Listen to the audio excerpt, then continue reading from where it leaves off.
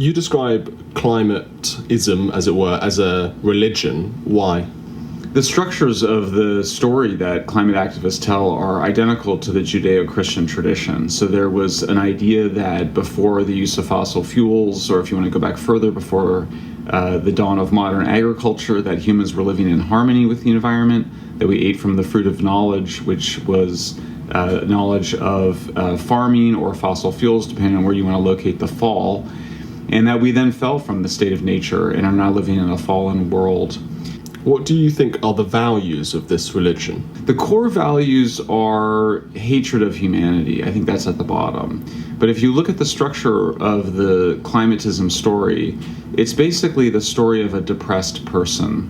Aaron Beck, the founder of cognitive behavioral therapy, which is the most effective treatment for dealing with depression, said that depressed people have three basic storylines. The first is that I'm a terrible person, the world is a terrible place, and the future is bleak. And those are the exact same three structures in the climate change story. We are sinning against nature, we're destroying the planet, we're terrible, the future is dark, and the world has fallen. It's a terrible place. The reality, of course, is totally different from this. We've made huge amounts of environmental progress, lifted almost all of us out of poverty. We've still got around 1 to 2 billion people living in extreme poverty.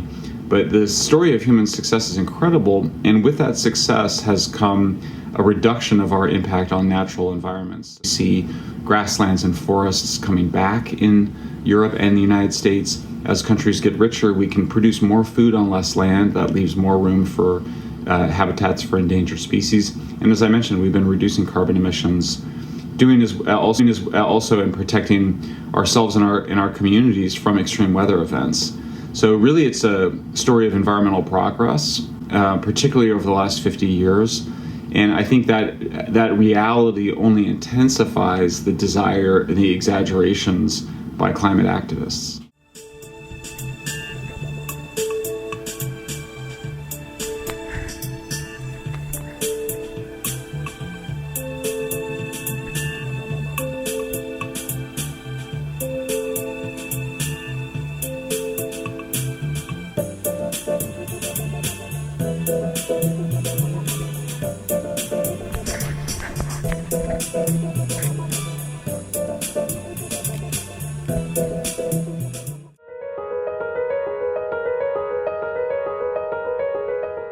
Global and even national attempts to deal with climate change are going to cause way more trouble than accumulated carbon dioxide.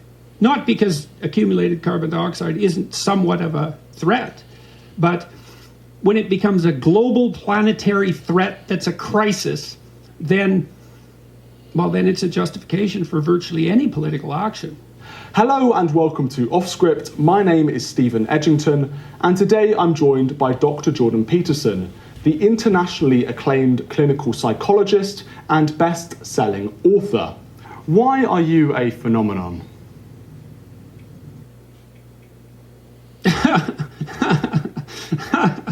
Oh, God. Peterson is one of the great modern philosophers. We've interviewed him on Outsiders. He's loathed by the left, adored by the right. Well, he's now telling the climate cult to stop destroying our modern world. All day. The climate change one is a weird one. So that's because there's no such thing as climate, right? Climate and everything are the same word.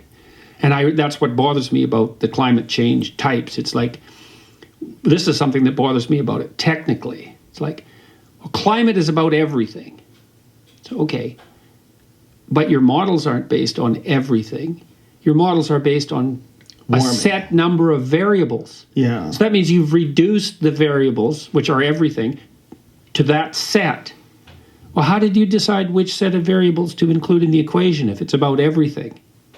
And that's not just a criticism. That's like, if it's about everything, your models aren't right. Because your models do not and cannot model everything. What do you mean by everything when you say? Well, but that's what people who talk about the climate apocalypse claim in some sense. We have to change everything.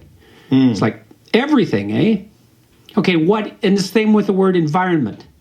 That word doesn't mean, it means so much that it actually doesn't mean anything. The warning bells are ringing. Listen to them before they turn into sirens. We will not advance without resistance through the straits of your enforced privation. We will not allow you to steal and destroy the energy that makes our lives bearable and that produces our food and shelter and housing and the sporadic delights of modern life, just to address your existential terror, particularly when it will fail to do so in any case. We will not allow our children to be criticized first for having the temerity to merely exist, and then deprived of the prosperous and opportunity-rich future we strived so hard to prepare for them. We remain unconvinced that your frightened and self-congratulatory moralizing and intellectual pretension, ignorance of the limits of statistics, and misuse of arithmetic. We do not believe, finally, and most absolutely, that your declared emergency and the panic you sow because of it means that you should now be ceded all necessary authority. So, leave us alone, you centralizers of power, you worshippers of Gaia, you sacrificers of the wealth and property of others, you would-be planetary saviors, you Machiavellian pretenders and virtue signalers. Leave us alone, to prosper or not, as a result of our own choices, as a result of our own actions, in the exercise of our own requisite and irreducible responsibility.